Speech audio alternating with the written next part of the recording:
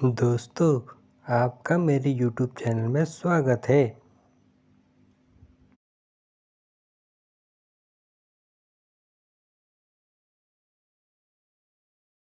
बहुत साल पहले की बात है। लक्ष्मी नगर एक बहुत बड़ा जंगल था। वहाँ पर शेर खान नाम का एक शेर रहता था। वह जंगल का राजा था। उसके शासनकाल में सभी जानवर सुख और शांति से रहते थे। यदि जंगल में कोई भी जानवर गलत काम करता तो शेर खान उन्हें दंड देते थे और कमजोरों की रक्षा करते थे।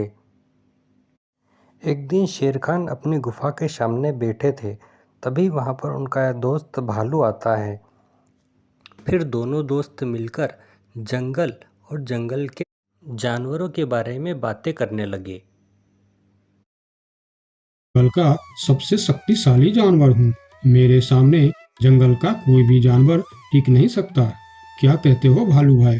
ये तो तुमने बिल्कुल ठीक कहा, लेकिन हाथी के सामने तुम बिल्कुल चूहे जैसे दिखते हो। क्या ठीक कहा ना मैंने, शेर खान? भालू की बात सुनकर शेर खान बहुत क्रोधित हुए। भालू, तुम्हारी हिम्मत कैसे हुई मेरे बारे में इस तरह की बातें करने की? तुम्हें पता है तुम किसके सामने बात कर रहे हो?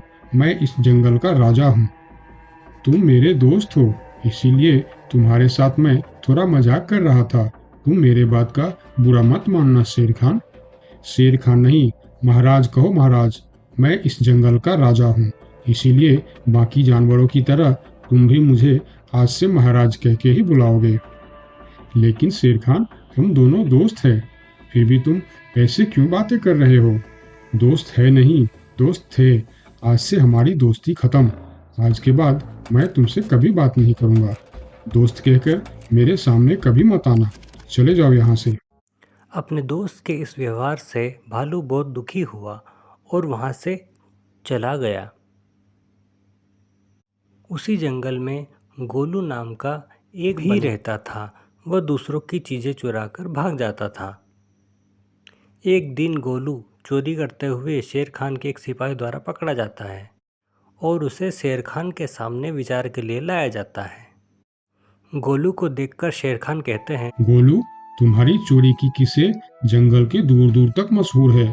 तुम जानवरों के घर में ही नहीं, बल्कि मेरे दरबार में भी बहुत चीज चोरी की है। इसीलिए मैं तुम्हें पहाड़ से गिराकर मारने की सजा घोषित करता हूँ। आज से ठीक 2 महीना बाद तुम्हें पहाड़ से गिराकर मार दिया जाएगा। अपनी मौत की सजा सुनकर गोलू रोने लगा और बोला, महाराज, मैं अब कभी चोरी नहीं करूंगा। मुझे माफ कर दीजिए महाराज। मेरे घर में छोटे छोटे बच्चे हैं। मुझे छोड़ दीजिए महाराज। शेर खान ने उसकी फरियाद को नहीं सुना और एक सैनिक उसे ले जाकर जेल में बंद कर देता है। जब गोलू के दोस्त भोलू को इस बारे में पता चलता है तो वह गोलू से मिलने के लिए कैद खाने की ओर चल देता है। देखा गोलू, तुम पकड़े गए ना। मैं तुम्हें कितनी बार कहा था कि चोरी करना छोड़ दो। अब क्या होगा बताओ? कैसे निकलोगे यहाँ से? ये सब छोड़ो भोलू भाई। जो होना था वो हो गया। मुझे तो बस अपने परिवार की चिंता हो रही है। काश मैं मरने से पहले उनके लिए कुछ कर पाता। मेरे छोटे छोटे बच्चे हैं, बीवी है। अब उन सब का क्या होगा? मेरे बिना वह भी जीवित नहीं रह सकते। गोलू की बातें सुनकर भोलू संकोच में पड़ गया और शेर खान के पास जाकर बोला, महाराज, मैं गोलू का दोस्त भोलू हूँ। मैं आपसे कुछ कहने आया हूँ। तो तुम गोलू का दोस्त भोलू हो? ठीक है, बताओ क्या कहना चाहते हो तुम? महाराज, मैं चाहता हूँ कि आप गोलू को कुछ दिन के लिए उसके परिवार के पास जाने दें, ताकि वह मरने से पहले अपने परिवार के लिए कुछ इंतजाम कर सके। मरने वाले का आखिरी इच्छा पूरा कीजिए महाराज। आप एक बार उसके परिवार के बारे में भी सोचिए। गोलू ने जो किया उसमें उसके परिवार की क्या गलती है? अगर आप उसे कुछ दिन के लिए अपने परिवार के पास रहने दोगे तो शायद उसका परिवार बच जाएगा। मैं इस बारे में तुम्हारी कोई मदद नहीं कर सकता। अगर अपने परिवार से मिलने के बहाने गोलू भाग गया तो मैं किसको सजा दूंगा? खान की बातें सुनकर भोलू सोच में पड़ गया और फिर बोला, तो ठीक है महाराज, आप गोलू को छोड़ दीजिए। जब तक गोलू वापस नहीं आ जाता, मैं उसकी जगह कैद खाने में रहूंगा। और अगर वह कभी वापस नहीं आया तो क्या तुम उसके हिस्से की मौत की सजा भी लोगे? थोड़ा सोचकर बताओ। हाँ महाराज, मैं इसके लिए भी तैयार हूँ। भोलू की बात मानकर शेर खान ने गोलू को कैद से निकालकर भोलू को कैद खाने में डलवा दिया और बाहर निकलकर गोलू भोलू से बोला, दोस्त, तुम चिंता मत करना, मैं समय से पहले ही वापस आ जाऊंगा। ऐसा कहकर गोलू वहां से चला गया और भोलू गोलू की जगह पर कैद खाने में रहने लगा। इस तरह कई दिन बीत गए, लेकिन गोलू वापस नहीं आया। तब एक दिन शेर खान भोलू पास आया और बोला, देखा बंदर, मैंने कहा था ना गोलू वापस नहीं आएगा। अगर कल सुबह तक गोलू वापस नहीं आया तो शर्त के अनुसार कल शाम के समय तुम्हें पहाड़ से गिरा दिया जाएगा।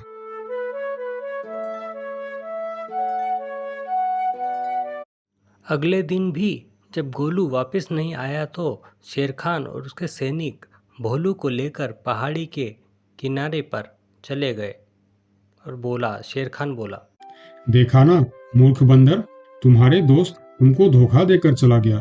अब तुम मरने के लिए तैयार हो जाओ। लेकिन इस बार भी भोलू नहीं डरा और बोला, कोई बात नहीं महाराज, मैं अपने दोस्त के लिए मरने के लिए भी तैयार हूँ।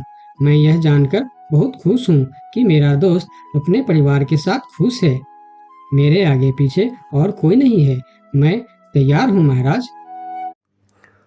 शेर खान और भोलू में ये बात हो ही रही थी कि थोड़ी दूर से गोलू उन्हें आता हुआ दिखाई और पास आकर फिर उनसे बोला, तुम्हें ऐसा करने की कोई जरूरत नहीं है दोस्त। तुमने मेरे लिए जो किया उसके लिए तुम्हारा बहुत बहुत शुक्रिया। अब मैं अपनी सजा पूरी करने के लिए तैयार हूँ। महाराज, छोड़ दीजिए मेरे दोस्त को। गोलू, तुम्हें वापस आने की क्या जरूरत थी? मैं यह सजा ले लेता था। तुम्हारे घर में छोटे छोटे बच्चे हैं, बीवी है, उनका क्या होगा? मेरे परिवार में मेरे अलावा और कोई नहीं है। इसीलिए यदि मैं मर भी जाऊं तो मेरे लिए किसी को कोई दुख नहीं होगी। तुम यहाँ से चले जाओ। नहीं दोस्त, गलती मैंने की है, इसीलिए सजा भी मुझे ही मिलनी चाहिए।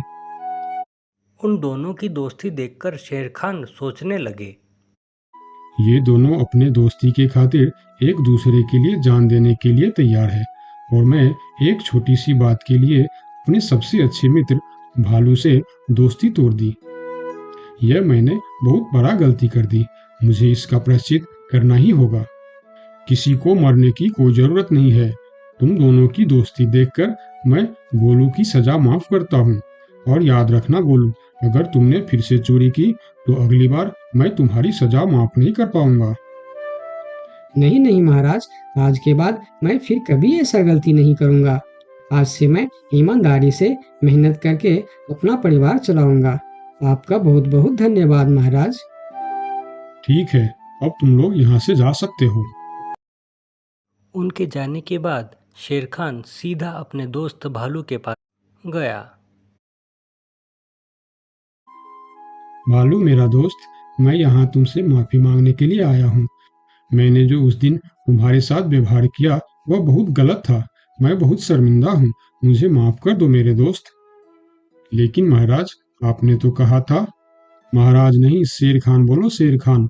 आज से तुम मुझे महाराज नहीं, शेर खान ही बुलाओगे, क्योंकि दोस्त एक दूसरे के नाम लेकर ही बुलाते हैं। आज से तुम मेरे सबसे अच्छे दोस्त हो। गोलू और भोलू की दोस्ती को देखकर शेर खान को अपनी गलती का एहसास हुआ और फिर शेर खान ने भालू से माफ़ी मांगी और फिर दोनों फिर से दोस्त बन गए। इस कहानी से हमें यह सीख मिलता है कि कभी-कभी दूसरे के अच्छाइयों को देखकर भी हम अच्छा बन जाते हैं। इसीलिए हमें हमेशा अच्छे लोगों के साथ ही दोस्ती रखनी चाहिए और अच्छे-अच्छे काम भी करनी चाहिए। आपका बहुत-बहुत धन्यवाद।